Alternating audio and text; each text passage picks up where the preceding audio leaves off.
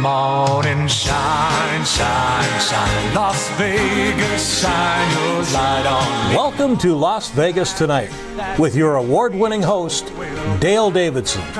Dale interviews fascinating guests from top-ranked celebrities to people just like you who have an important story to tell. For more than 15 years, Dale has broadcast every week from the fabulous Las Vegas Strip. He finds the people who really make Las Vegas a one-of-a-kind city and lets the world know just what's happening in this remarkable town. You'll discover why 50 million people visit the entertainment capital of the world every year. Stay tuned for another exciting episode of Las Vegas Tonight. Welcome to Las Vegas Tonight. I'm your host, Dale Davidson. We are so blessed today to have Morlon Greenwood with us. He's a former NFL player. He's a Christian man. He's from Jamaica, and he's a very interesting guy. And we're going to call on him to sing as well later on. Morlon Greenwood, thanks for joining us today. Thank you very much for having me. We really appreciate it. Yeah. So tell me about Jamaica. I've never met anyone from Jamaica. Well, one of the things I always talk, so I'm glad you started there. I always like to tell people where I'm from. Yes. Because I think that everything that blossoms into something great has a beginning. Mm-hmm. And it's important that people know the origin of where you come from. So thank you very much for saying that. Sure. I was born in Kingston, Jamaica. And lived. That's the largest city, right? I don't know if it's the largest one, but it's the capital. Yeah. I have to look at the map. There you go. I came to America when I was 11, so okay. So I've been over here a lot longer than being in Jamaica. But I remember being in Jamaica and when I was younger. I remember walking barefoot on the ground and living in humble beginnings and everything, and thinking about how I was gonna help my family. And I remember being at Hazard Primary. That was a school. I was in Mape and Clarendon. My father was in America at the time. Looking for a way to bring us up to bring there. you all up there. Yeah. And I remember walking to the water fountain, and I was thinking about my grandmother, that she was old, and I mentioned she lived in Jamaica as well. Oh, okay. She passed away. She passed away, but I was thinking about her, that she was old, and I was thinking about my mother, that what's going to happen when she gets old. And then I thought about my father as well, and then that's when I heard a voice that said, "You're going to be the one to take care of your family." I mean, it didn't sound quite like that. It's more like, "You're going to be the one to take care of your family." This was an order, is what it was. Yeah, and it was like so loud, and I kind of like stopped. Like you think someone had a speakerphone talking, and it was like someone said that, and I looked around, and there was no one there, and But you heard the voice. Heard it, and I went and I went to the water fountain, drank the water, and then I came back to the classroom, and I sat down, and then I looked around and I saw all the kids that were playing around in the class, and I was thinking to myself that, why are these kids playing around? Don't they know they have to take care of the family when they get older? As a kid, when something like that happens, you think everybody.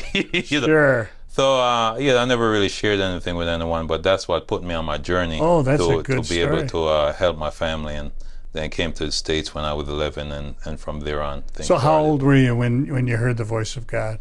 5. 5 years old. 5 years old. Wow. Very, really, really young. Wow. Yeah, never heard it again, but you only need to hear it once. A lot of people have never heard the voice of God, and they wish they had that experience that you had. What a great one. Yeah. You have a lot of siblings, right? Yes, I have 7 brothers and 4 sisters. 7 plus 4. Yeah. Where do you fall in the? I'm the 4th oldest. 4th oldest. I have 3 older brothers. Yeah, and so it was growing up, I was fortunate to have a father that always told me to do your best at any contest, and God would do the rest. That was his mentorship towards me, his message. Right.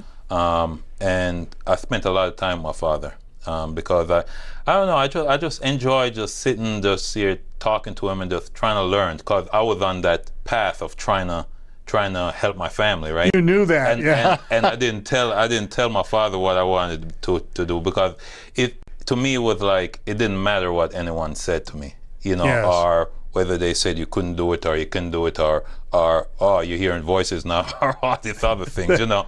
Yeah. It didn't matter to me. I just knew I was going to do it, Yes. right? I knew that I had to do it. Yes. And that's where the journey came. But I had a good father. My father passed away in 2014.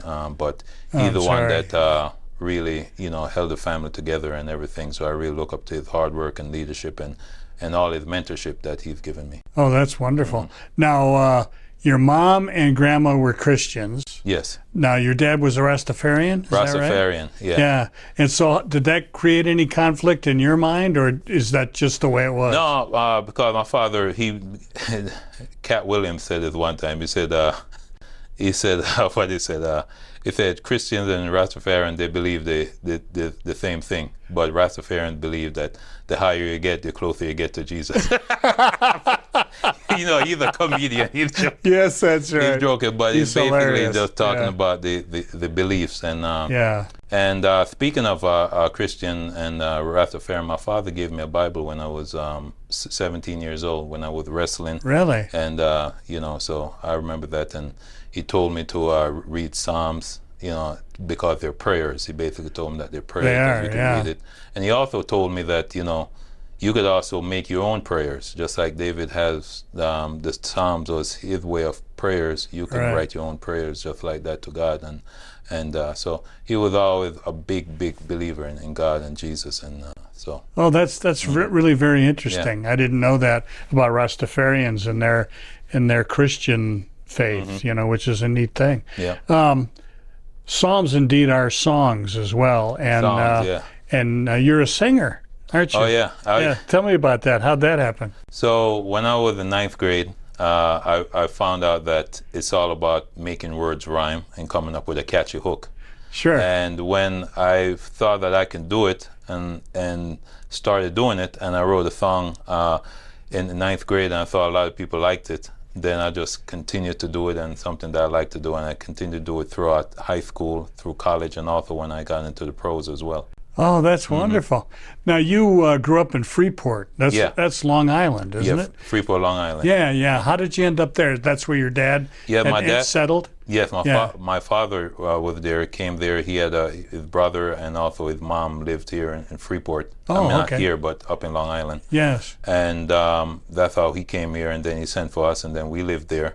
And then I went to school there, which it seems like, you know, when you look back at your life and you look at the path that God has put you on, it's like God put you in the perfect place for you to fulfill your purpose, which is fulfilling His will, right?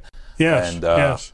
And I remember I talk about my father being my first mentor, but my coach, Russ Ellen, who was my gym teacher, he was my second mentor, the one that saw something in me I didn't realize in myself. He was your wrestling coach. He was my right? wrestling coach, Wow. he was an assistant wrestling coach, and he was the head assistant wrestling coach and the head football coach. And okay. He got me into wrestling the sophomore year. He wanted me to wrestle in 9th grade, but I thought, you know, I thought it was WWF, you know.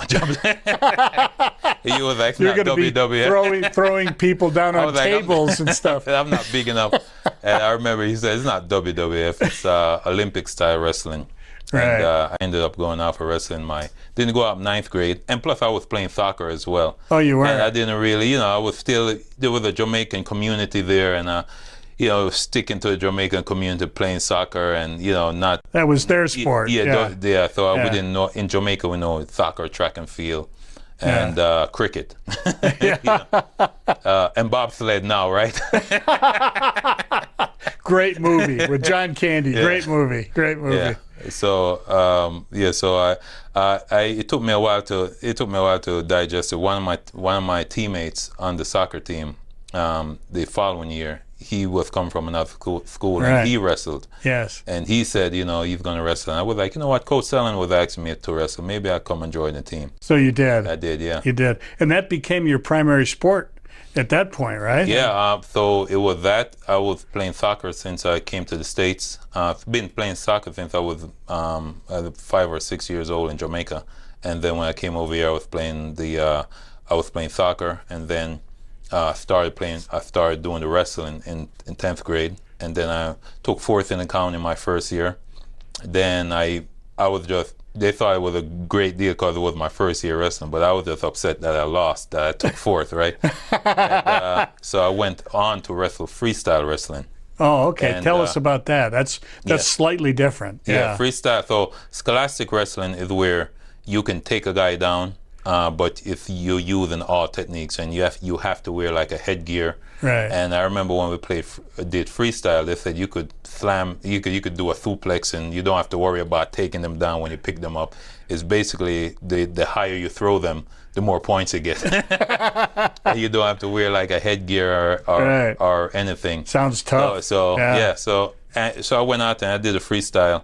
But the scholastic style is when you have more competition, because not everybody does freestyle, because some of them have winter sports that they play, and some go and play basketball or whatever. Or some play they play in the spring like soccer or baseball or things of that nature. Yeah. But, so you don't have that much participation unless they're a diehard, hardcore guy that goes out there.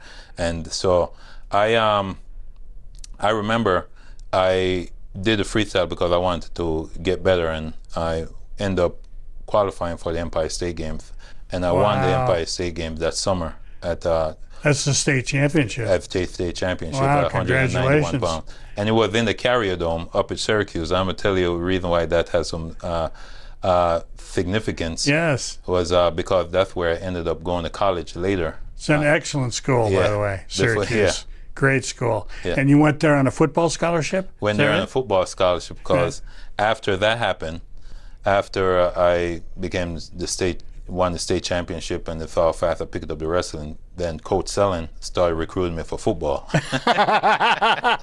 No, you see, he said you did pretty good at 191 pounds wrestling. This guy, maybe you could play football. This guy, but you had never played it, right? Never played football. Wow. Actually, I didn't want to play football. Actually, I thought it was a stupid sport. It is kind of dumb when you think about it, Until you play it, until you understand it, you see that it's a very intelligent game. Yes. But I remember when I was watching it on TV when I came, and I'd be like, why? I say, why is everybody running into each other? Why don't they just run around the corner? And then I would be like, let me just like soccer, get out of the way. Yeah. So I would just change the channel and just go to the next thing. I remember he tried to convince me to play, and I remember like when school was getting ready to start, he was popping up like in all my classes. Like when I come up, Morlon, here I am. Morlon, hey, I'd be like, hey, Coach Sellen, what are you doing here? Right? We want to talk about football. And I didn't know until afterwards, like a year later. He said, I knew your schedule. I knew exactly where you were going to be. You thought that was just coincidence. I thought it was a coincidence, right? But he would recruit me and doing that. And the first thing he tried, he said, Morlon, you could be the kicker. You could come out, be the kicker. Yeah, you got all the soccer background. You could come in, you could still play soccer, and you could kick for us on the Saturdays because soccer, you don't play in the games on Saturdays. You could come out and kick for us. One of your former teammates, Jeffrey, he did it. He was the goalie, and he came over there and he kicked for us on Saturdays. I was like, that sounds like that might be fun. Yeah. Then the next time he said, the next week he said, you know what? You would make a really good defensive end for us. And I said, defensive end. He said, because you're fast and big and strong. That's what you need with a DE. Yeah. He said, and you don't have to worry about playing linebacker. Those guys have to cover the flats. And I was like, flats. He was like, don't worry about it. So, and then, he still didn't really quite get me because I was like, nah, I don't really know too much about it, and I'm gonna it's like this. It's like trying to convince a guy that has been playing football since he was 5 or 6 years old, that went over to Jamaica and now have to play soccer, and he's like in 11th grade. I don't know how to do football is the sport in America, but soccer is the sport in Jamaica. And, sure. And so I still wasn't really. I would have done it, but it was at that time I would have made a decision to do it. But soccer, I had a conflict. I had to make a choice. And that's another thing about life. Sometimes life brings it to a point when you have to make a choice on faith, right? Yes. And he finally came back but Coach Sellen kept on pushing. Then he said, you know what, Morlon? Football starts 2 weeks before soccer. You know, give it a try. You could come out, try it. If you like it, stay. If you don't like it, you could go back to soccer. And I was like, I think that's pretty reasonable. Good. Yeah, that's reasonable. Yeah. I think I'm gonna try that. So I said, all right. I said, you know what? I'm gonna try it. Great. And obviously, I never went back to soccer. You loved it. I like the very first day. I like the contact. I like everything about football, and I like the structure of it. Wow. We didn't have a very good soccer coach as far as organization. You know, we had good talent on the team. Right. As far as and we were out there. It wasn't until I started playing football then I realized that there was a certain structure towards it. So that's exactly where everything started. That's cool. Well, we want to talk more about your football career, which ended up at the pinnacle, and also about your Christian faith in our next segment. But we need to take a brief break. Absolutely. We'll be back with Morlon Greenwood right after this.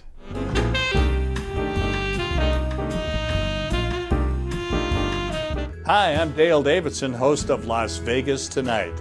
You know, radio has an enduring place in the heart of America. Sometimes it's music that can enliven your spirit or keep you company when you need some.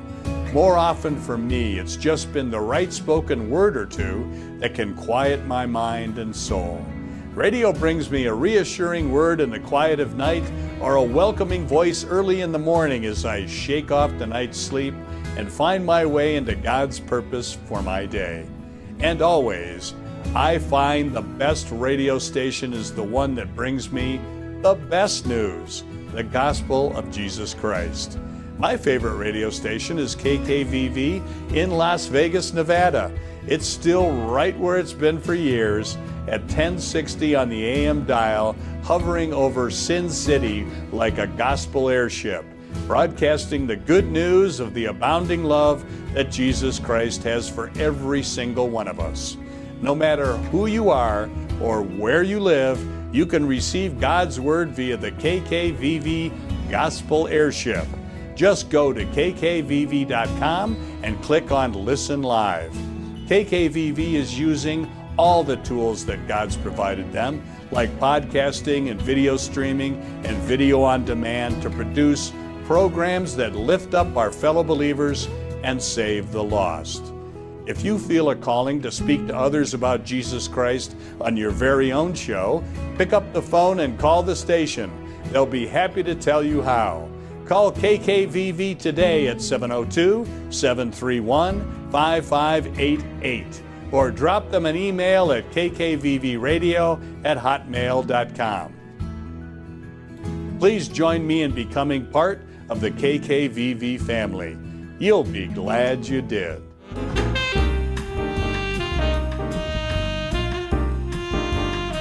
Welcome back. We have Morlon Greenwood with us on Las Vegas Tonight. I'm your host, Dale Davidson.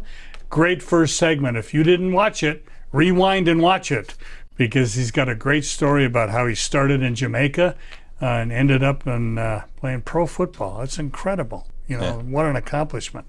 Has there ever been another Jamaican that's made it in the NFL? Yeah, there's, I don't know them off the top of my head, but there's been other Jamaicans that have there? played in the NFL, yeah. Yeah, that's amazing. It's absolutely amazing because we don't have football over there. That's one of my long-term goals, to be able to implement some type of football program there, some type of scholarship program. Oh, that'd be great. Get them to come over here to play football in the U.S. and to be able to experience, Coach Sellen.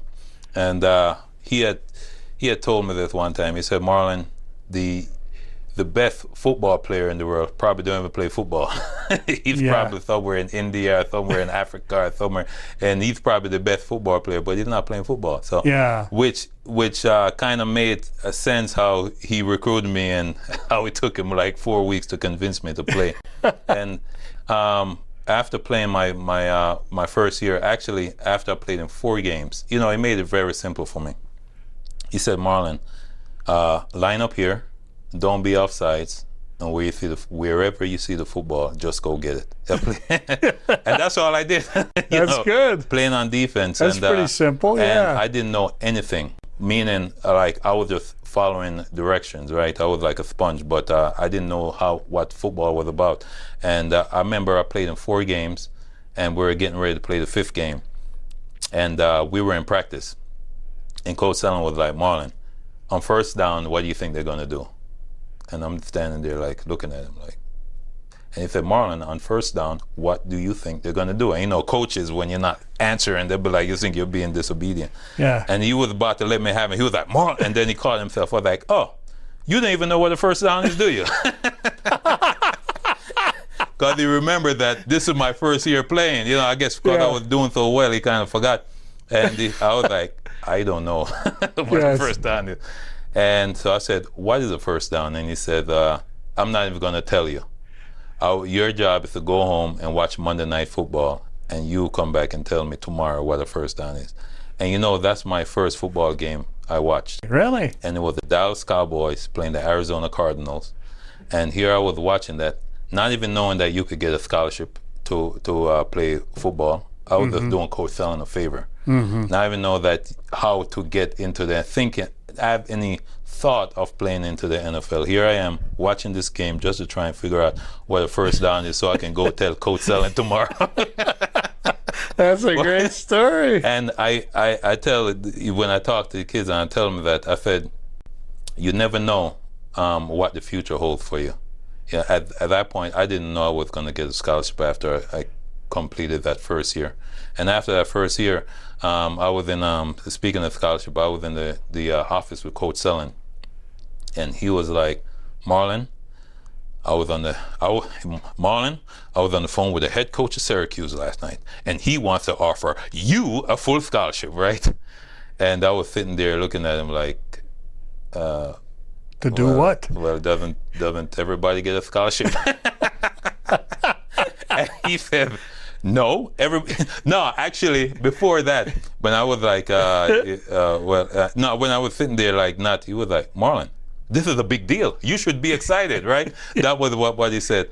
And that's when I said, well, doesn't everybody get a scholarship? But he said, no, everybody doesn't get a scholarship. Wow. And everybody don't play football for the first year and get a full scholarship to a Division 1A program, Syracuse. And that's when I was trying to be like, man, maybe it's a big deal. And then I went home and I told my parents.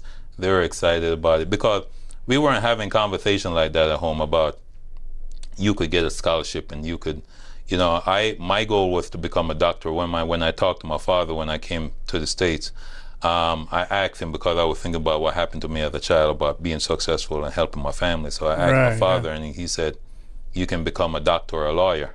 And I started, focus on becoming a doctor because I like to help people. So I was, I was already doing good in school already because I was on that journey from a younger age. But I made sure I was on the honor roll, high honor roll each marking period. So that's why when Syracuse saw what I was able to do on the football field. It's a demanding school, Syracuse. And then they were like, how's his grades? And his coach was like, he's on the honor roll, high honor roll each marking period. And they were like, give him a scholarship. That's how fast it happened. But it happened that fast. But I was putting in the work for, to be a success other ways. But this is how God works. God creates certain situations. God has a sense of humor. He does, doesn't he? That's why we laugh, right? That's why we have all these things. And did Syracuse want you as a defensive end as well? So they wanted me to play linebacker. And you'd never played linebacker. Never played linebacker. Wow. But they thought that I was literally all over the field. But they didn't know that was my job. Line up here, don't be offsides. Where we see the football, just go get it. Because if the quarterback had the ball, I was getting the quarterback. If the running back had the ball, I was going to get the running back. If you threw the ball all the way downfield, the wide receivers, and I had a lot of tackles that I chased them down 60 yards and tackled them. So they were like, we want this guy. And I played linebacker my senior year. Wow, wow. Yeah. And so it had to be super complicated. College football at the linebacker position, that is not an easy job. How did you learn all of that? So it started my 5th game my senior year in high school. Right. Because when they wanted me to play linebacker, here I am. The only thing I really know, because I played on offense too, I played left tackle. But playing on left tackle, I knew where I had to go. I knew who I had to block. I knew what I had to. So it was kind of like you block, and I was a good student anyway. So that was pretty simple for me. Yeah. And defense, he just made it simple. He didn't want to complicate things. But my senior year, I was doing the same thing at linebacker that I was doing at defensive end. Line up here, don't be offsides, and wherever you see a football, go get it, right? And that worked for 4 games. Until the fourth team that we played ran all these misdirection plays where you had to actually read the offensive lineman. And I was running this way, but the play was going that way, and I was looking like a fish out of water. And so the coach called me and afterwards and asked me if I wanted to play outside linebacker because that's what I was going to play. And I said, no, I want to stay at middle linebacker. So I had a good coach. So during that week, he taught me how to read. Because no one has ever taught me how to read the guards. What they're going to do. Yeah, what they're going to do. If a guard does this, you do this. If guard does this, you. Even though I was playing on offense, right, and I was doing all these offensive things, and it never occurred to me to like. But they were next to you doing other stuff. Exactly. Yeah. And he taught me how to read that, and during the game, I made 18 tackles, and because the other team tried to do it. And then, but you're right. That's great. As I went up to college, it got more complicated because it's more structured. Everybody has a responsibility. Cover 2, you have a certain technique that you have to play. You have a certain gap responsibility. You have a certain adjustment you have to make based on what the offense does. Sure. So then you start to appreciate and know that this is a very intelligent game. It is very much so. Mm-hmm. Yeah, I started as a left tackle and then went to center, and I was a fish out of water as a center because that's a completely different position. Yeah, it looks like it's the same, but you gotta snap the ball and block and cut off the. That's right. Like, how do you do all of that? Yeah, I remember like the first game I played, I jumped off sides 3 times as the center. I'm controlling the football and I'm jumping off sides. It's like. Go sit down and think about what it is you're doing, So that's really something. Funny, So you enjoyed Syracuse? Yeah, I enjoyed Syracuse very much. My first year, Coach Paul Pasqualoni, who was the head coach, he thought that it would be good to redshirt me the first year because I started football in 11th grade, and they wanted me to learn. I was the first guy at Syracuse. They called them developmental. Developmental mean they wanted me to learn. Just take a year and just learn the game. Right. And I was normally the rookies, the freshmen, they have to play on scout team. I never played on scout team, and a lot of the other guys used to look at me and be like, you're getting out or playing on scout team. You just have to stand here and pay attention and everything.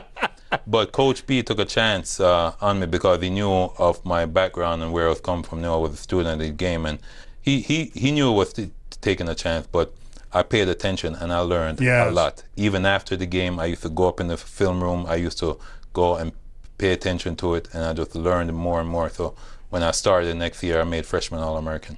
Oh, that is fantastic. And so you played then 4 years in a row? Yeah, started 4 years. I started 48 consecutive games at Syracuse. That's incredible. With team captain my senior year. Got my degree in physical therapy. I started out doing pre-med. Oh, you did? But some of the classes conflicted with practice. That was later on, my junior and senior year, organic chemistry. And I was very, very thankful and appreciative and grateful for the scholarship that I could have missed practice and went to class for that, but I changed my my major, my undergrad. My bachelor's to do physical therapy because I didn't want to miss practice, because that's the reason why I'm there. Yes. If it wasn't for the scholarship, I'm not going to be like, all right, I got my scholarship now, I'm going to get what I want. Well, you were obviously serious about your education, though. Yeah. And physical therapy is not an easy degree. The only class I didn't take was organic chemistry. I took physics, I took biology, anatomy, physiology, all the other classes. So I was still learning about the body as well and everything, so. And that helped you in football too, I imagine, right? Yes. And know what's going on with your own body. Yeah, that's really interesting. And that was one of the reasons why I wanted to do it, to be able to know what was going on with my body in case, so I could, it's all about longevity, and your body is your business. So I wanted to make sure that I learn how to take care of it. And you spent a long time playing pro ball. Tell me about deciding that you were going to take a shot at the NFL. Did you think, when you first started at Syracuse, did you think, I could end up in the NFL? You know, that first happened after my first pro day at Syracuse when I was a freshman. Coach Ed Ogeron, he was the coach that recruited me from Freeport. And Coach Ogeron, he talks like this, Morlon, you know, he's from Louisiana, right? If you ever see him, you'll be like, wow, Morlon wasn't lying. I remember when I first went to Syracuse, you know, they test you in the 40. And my 40 time was a 4.76. That is fast. And for a man your size, that is fast. So and that was without knowing any type of technique or anything. And that was as a freshman. And then we had the pro day after 1 year of training and everything. And I remember I ran my 40 time, and I remember walking back, and I heard Coach B turned and looked at Mike Gerber, who was the strength and conditioning coach, was like, "What did Morlon run?" And like he just said, "What did Morlon?" And he was like, 4.52, coach. And I was like, that must be good. First, I know it was faster than before, right? Right. Because I didn't know what 40 time was fast, right? And what they were looking at. I remember Coach Ogeron came over to me and was like, "Morlon, you run a 4.52 your senior year. You know what that spells? NFL." And I was like, and I was just sitting there listening, you know, and I didn't know what it meant, you know, because I haven't played a down in football. This was a pro day, because I remember I was redshirted. You were developmental that first year. And I was like, no. So that's when I first said, you know what, maybe. And then when I went out and I started playing, I did real good in the spring game. Then my rookie year, my freshman year, I ended up getting Sporting Youth Freshman All-American. And then fantastic. I made first team All-Big East after that, and went on and got drafted in the 3rd round. Yeah. What was draft day like for you? Were you at home or did you go? You know, I went to Coach Sellen. I went over by Coach Sellen's house. Yeah. Because he was the one that got me into the sport. Football in the first place. Yeah. Yeah. And so I went over there. Your high school coach. It was nerve-wracking because they said I could be drafted anywhere from the end of the 1st round to the 3rd round. And I remember when the 1st round went by, then you get drafted 2nd round. And back then, the draft was 2 days. The first day was for round 1 to round 3, and then the second day was 4 to 7. Right. Now it's like first round is on the first day where they make it a little bit. But as it was getting closer and closer to wrapping up on the first day, and I didn't hear my name called yet. I was more feeling nervous, but it was all the people that came to see me get drafted, you know. Oh, yeah. And I remember my agent was like, "Miami is going to draft you." He just knew somehow. Miami is going to draft you. Yeah. He's gonna win. 3rd round came and Miami didn't draft me. They drafted Travis Minor from out of Florida State. Then I really started getting nervous, and then the 88th pick, they traded their 2nd round pick the following year to draft me again. To draft you. So they drafted me, and that was good. Oh, that's a great story. Mm-hmm. Well, we're going to talk about the Miami Dolphins and then your progress through the NFL, and of course talk about your faith and what you're trying to accomplish with kids today, which is really very impressive. We'll be back with Morlon Greenwood right after this.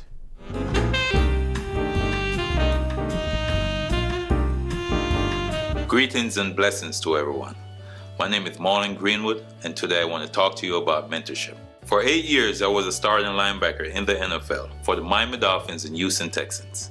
In high school, I was a 5-time state wrestling champion, and when I boxed professionally, my record was 3-0 with 3 KOs. Since my retirement from the NFL, I became the founder, chairman, and CEO of the Morlon Greenwood Foundation, aka MG52. A mentorship program for socioeconomic disadvantaged youth and adolescents. One of my first mentors was my high school coach, Russ Sellen, and through his guidance and leadership, he opened up my eyes to possibilities I never knew existed before. Here at MG52, our mission is to raise up youth to become successful, socially responsible citizens through mentorship imparted to encourage the realization of their full potential while respecting diversity within the community. I'd like to invite you to become a mentor with our foundation. For more information, visit mg52.org. At MG52, our motto is, believe it and you will achieve it.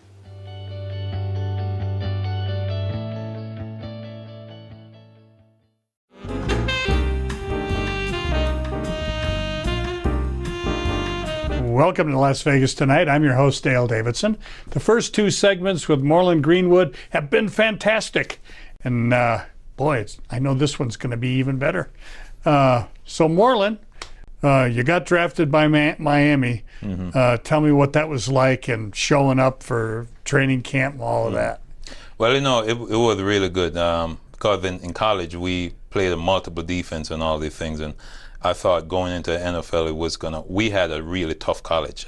Coach P and Coach Ed Ogeron, he said this to my parents, that when he leaves here, he's going to leave here a man. And I believe that when I was playing for Miami, because I was like, practice is not half as hard as it was in college. Is that right? Wow. I was like, this is all we're doing? and all the other guys were complaining. I was like, this is great. This is vacation. I remember one time we came out there in practice and they said shells. When you're in shells, that means like you're not going to have any shoulder pads on. But shells in college for us just meant shoulder pads and shorts, right? So yeah. I remember they said shells one time, and I went out in practice, and I had on my shoulder pads and shorts, and everybody was in those little small shells. Yeah. I was like, Marlon, what do you got on? I was like, we're in shells. He was like, no, these are shells. I was like, oh, I thought that was you're supposed to wear underneath the shoulder pads. Oh, okay, that's funny. So I had to get used to it, because it was about preservation, but it was a good experience. I picked up the defense extremely fast. I remember Jim Bates, who was the coach that was responsible for making sure that they drafted me and trading. He said that he'd never had a player that came in and picked up the defense as fast as I did. And I remember that's an honor to hear. I remember I was just letting it go through one ear and through the other, because yet I haven't played a game yet. This was just in training camp. He was like, Marlon, I'm serious. I'm telling you. Yeah, I've never had. I've been coaching for 20-something years. I don't remember how, but I've been coaching for a long time. But I never had somebody do that. And he said, we got a smart guy here. Yeah. And so it went on to that, and then they were projecting me to be like the starter. They were going to move me up to the first team. And then one day in practice, I was in pass rush, came down on my foot, and sprained my midfoot very severely. Oh. I heard something pop. I tried to get up, and I actually laid there. I remember Derek Rogers, he was the will linebacker at the time. He came over, was like, Marlon, are you all right? And because I didn't really scream or anything, I was some guys. I was just there on the ground. He was like, Marlon, you all right? I was like, no, I'm not all right. As a matter of fact, he was talking about it afterwards, but like, yeah, I thought you were okay, because when I actually there was no crying. Yeah. And then I got up and I tried to get on my tippy toe, and the arch of my foot wasn't holding. So when you get on your tippy toe, it would just fall like this. Because I thought, that something popped, like I heard something pop. So they took me out and they took me to the MRI to get the MRI, and we were in the MRI room for like 3 hours, and the doctor and the person running it kept on coming and saying that, have you ever had surgery on your foot before? I was like, I never had surgery on my foot. And they was like, because the reason why the picture is not picking up is because they've detected metal. So anyway, they took me to the X-ray room because they couldn't get a picture in the MRI, because you wanted to see the soft tissue for the MRI. Yeah, sure. And sure. When they did the X-ray, showed the bone, and it showed that I had a sewing needle in my foot. A needle in your foot? So a needle was broken in 3 different places. And, I thought back. You don't remember that happening?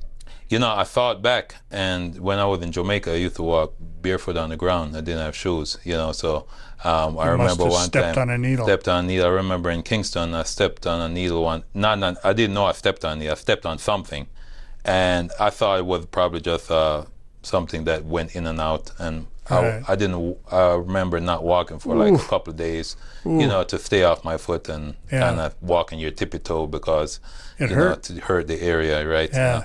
And I guess I had stepped on a needle, and that's the only place I could think the needle coming had from. To be, yeah. And they kept the needle in there, and it's still in there now, because the doctor was like, it's been in there for all these years, so just leave it in there. Why mess with it? Why mess with it at this point? Yeah. So you liked playing for the Dolphins? Yeah, I had really good teammates. I remember I played with Zach Thomas Jr., also Jason Taylor. And speaking of Jason Taylor, when I was going through my time, because I was on crutches for 5 weeks. Wow. And Jason Taylor, sometimes when you get hurt, they kind of the team goes on, everybody leave you and forget about you. But Jason Taylor was like, Morlon, don't think that we forgot about you. You didn't do your rookie song. You need to come over here and do it. So I was like, all right. So every rookie has to stand up in front of everybody and sing a song. And because I got hurt, I kind of, I thought you were going to slide through it. So I remember I went up there on my crutches. I was on the crutches, and I went over there, and I said, you know what? I'm going to do one of my songs that I wrote in college, and it was called "Blow the Skylines Out of Proportion." Okay. The reason why I wrote it because I was thinking about all the things I want to do. And I know in other songs they used to talk about the sky's the limit, and in my mind I always say don't limit yourself. My artist name is Ultimate, because ultimately I always thought that I could be the best in anything that I do, because that came from my father. Do your best at any contest, and God will do the rest. So yes, did a song there, and we ended up doing like a video afterwards in the off season. I gotten better, and I ended up starting, and starting the first game against Tom Brady, by the way, after they won the Super Bowl the year before. Talk about a nerve-wracking experience. Haven't made a tackle in the NFL. Was our crutches now in the fourth game, and here I was. I know I'm bouncing back and forth, but that just came to my mind. I remember when I was starting to get better, and Jim Bates came down, Coach Bates, and he said, Morlon, one of the guys came down with like, Coach want to see you upstairs, and I'm like, Coach want to see you upstairs. That's never good. That's never good. That's never good. Coach want to see you upstairs. And bring your playbook. Because I missed it. And now I'm going up there. I'm thinking like, man. And so I go up there, and he was like, Morlon, we're gonna start you this week. For all the things I thought he was gonna say, I didn't think he was gonna say that. He was like, Morlon, we would be remiss to not put you out there. You're doing such a good job, and we don't even want to waste the time. So we're gonna just start it this week. And, wow. And in my mind, I was like, I wasn't expecting this, but I was like, all right, thanks, Coach. And then I went downstairs and I got more treatment. I was like, man, now I gotta play this week against Tom Brady. And I gotta play good, and then I have this foot that I'm recovering from and everything. But and you went right to the film room. Went down there. Yeah, I was a good student of the game, and so long story short, I made 8 tackles that game, and we beat New England Patriots. Oh my gosh! Yeah, and I had a very good rookie year, and started 4 years for Miami. Then after that, I ended up signing with the Houston Texans. But going back to the Jason Taylor one, the song. Will you do the song for us? Well, I would do a different one. Blow the Skylines Out of Proportion a little bit. I've evolved more, but that's one of my great songs. But I really like this one, because this one's called Ultimate Rising. And Rising. And it goes like this. Ultimate, a man who talk about the peace. Them a talk about the war, them a talk about disease. Optimistic, me not accept defeat. Remember, whatever you sow, you will reap. I bless you, you to me both me blood. Talk behind me back and on my face, skin your teeth. You worship the devil and the mark of the beast. Me I praise up Jesus and the word we him preach. Blah, blah, you know it's Ultimate. That's my artist. Oh, there you go. Give him a hand. Studio audience loved it.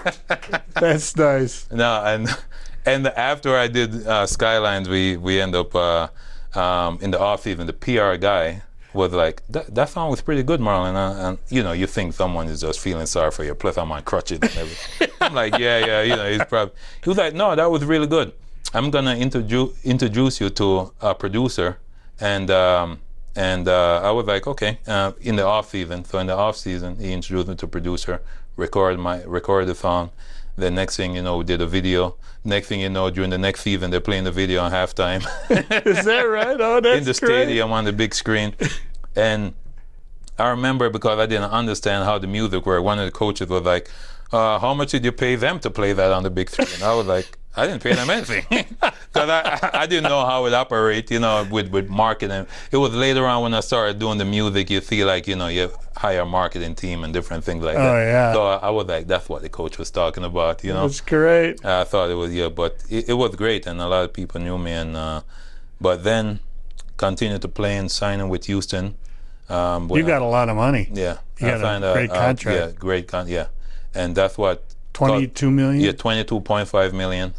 Played 4 years out of that. and they always backload the contract. Yes. But because, you know, at the end they want to either restructure a contract or they release you, you know. In my situation, it was a situation where my agent was, you know, kind of, you know, looking for the big money opposed to looking for the, which he did when I was leaving Miami, which worked for me and gave me opportunity to help my family. Right. But as you go in there, once you hit 30 in the NFL, they're always saying that you're already old already. As a matter of fact, once you get drafted, they're trying to get in the next year, the next group that's coming in. So it's very competitive, and you have to understand that, right? You have to understand that it's a business, and it's a competitive business, and and they, you know, they build their brand. But I'm very thankful and very grateful that I was able to have an opportunity to play in the National Football League, as well as being able to fulfill my childhood dream of helping my family. Oh, that's a wonderful story. And you excelled. Tell me about the Ricky Williams tackle. Tell me that story. That's a great story. So in Miami, Ricky Williams was the running back on the team. He came in, I think, the same time when Junior Seau came in. Who was very, very instrumental in helping me to be able to elevate my game, to having me an opportunity to get the scholarship that I had.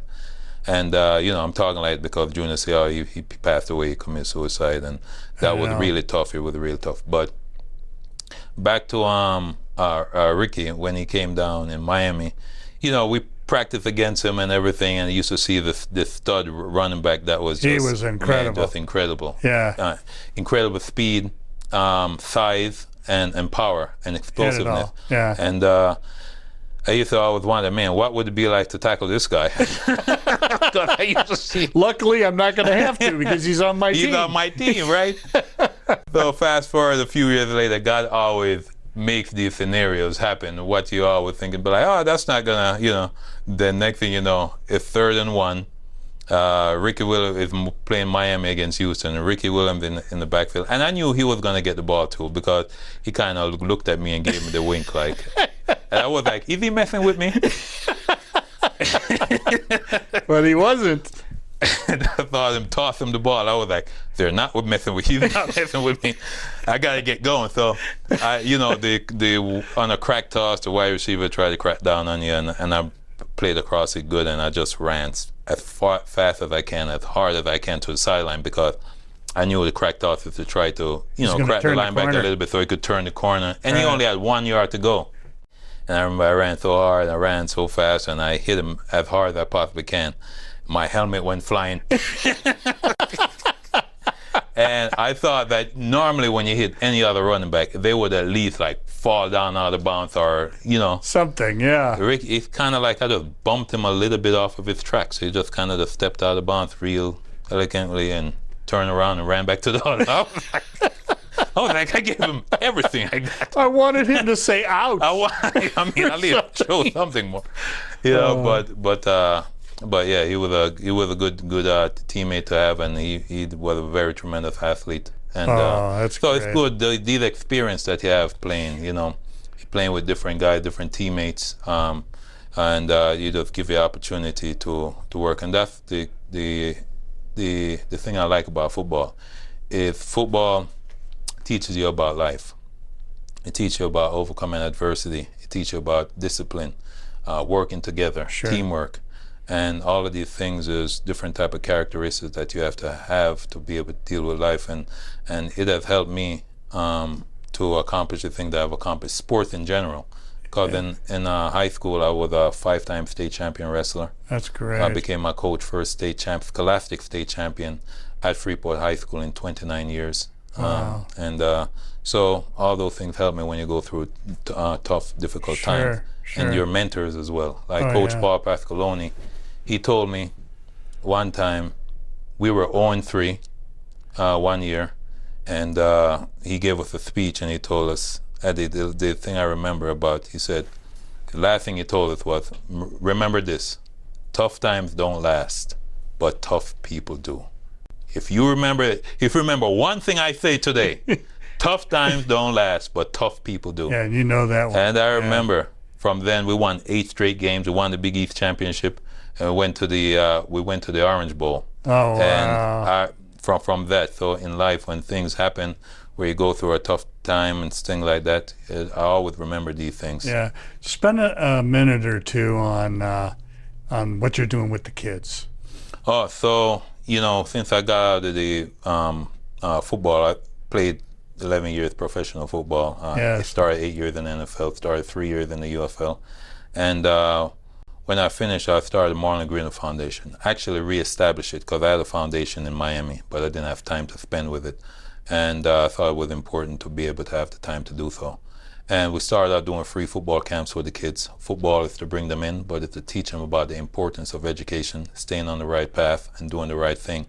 And we bring in the NFL alumni guys to mentor the kids, to be able to show them about hard work, discipline, let them know it's not going to be an overnight success, let them know that the path to them achieving their goal is not going to happen like that 2 or 3 minute YouTube video they watch someone talking about their life, or even me sitting here, talking about, how the time of the show, how I'm, how I've achieved. It's going to take years. It took me 21 years to sign with the Houston Texans to be able to fulfill my childhood dream.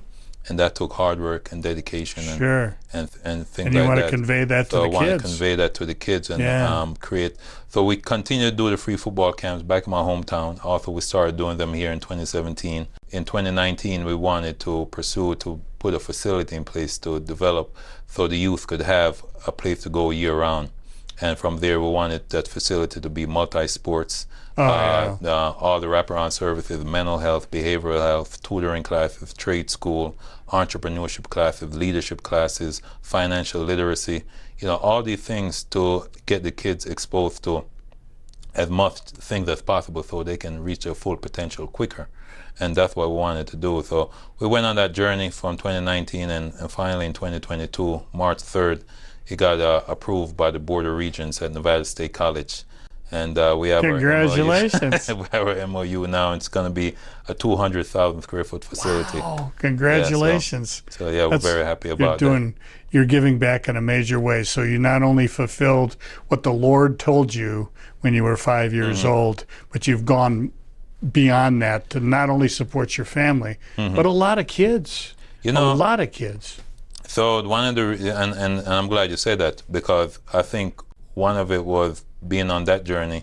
That's what was one of my reasons for just reestablishing the foundation and also pursuing this facility, because I was that youth coming up looking for guidance and leadership and mentorship to be able to direct me to how I was going to accomplish it. I didn't know how I was going to accomplish it. Sure. I knew the first step. I tell people 3 things. First, you have to figure out what you want to do. Then you have to figure out how you're going to do it. And the third step is where a lot of people fail, is put in the work, right? I know step 1 and step 3. I knew what I wanted to do, help my family. I knew I was willing to put in the work, but I didn't know how I was going to do it. But God made the path for it. Yeah. I wanted to become a doctor, right? How did it happen? Football. Yeah. So, and that was when it dawned on me after it happened. I was like, I was talking about it. I was like, I wanted to become a doctor, but the end result still the same. Oh yeah, that's wonderful. It's hard to believe, but an hour is ripped by Mark. Wow. Thank you so much. I hope you come back. Yes. Especially when you got that facility built. Yes. I'd love to have you show us that. Yes. Because that is an incredible breakthrough for Las Vegas, because the kids in this town really need it. It's definitely something that would be really great. God bless you. Thank you, Morlon. All right, thank you. Morlon Greenwood. What a great guest he has been. Wow. And as I try to remember to say each and every episode of Las Vegas Tonight, when it comes to our Lord and Savior, Jesus Christ, please walk with him. God bless you.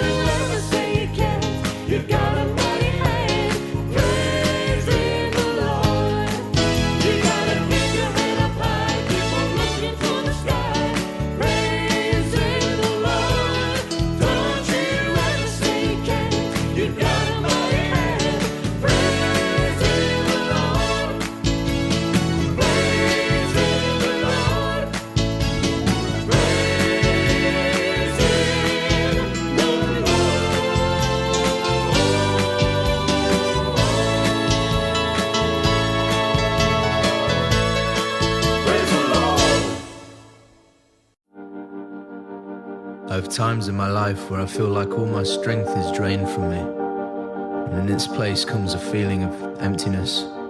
Seems I have everything, an awesome job, wife, money, but there's still something missing. In those moments, I find a place where I can be alone. I calm down and I pray. I close my eyes and softly whisper the words of prayer, filled with an unparalleled feeling of peace and stillness. Next comes inspiration, a desire to love, forgive, and to do all the things that I had no strength to do before. Jesus fills the emptiness inside of me, and I feel myself truly happy.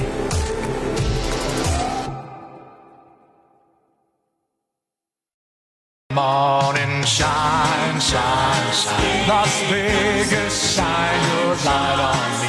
You've been watching Las Vegas Tonight with your host, Dale Davidson.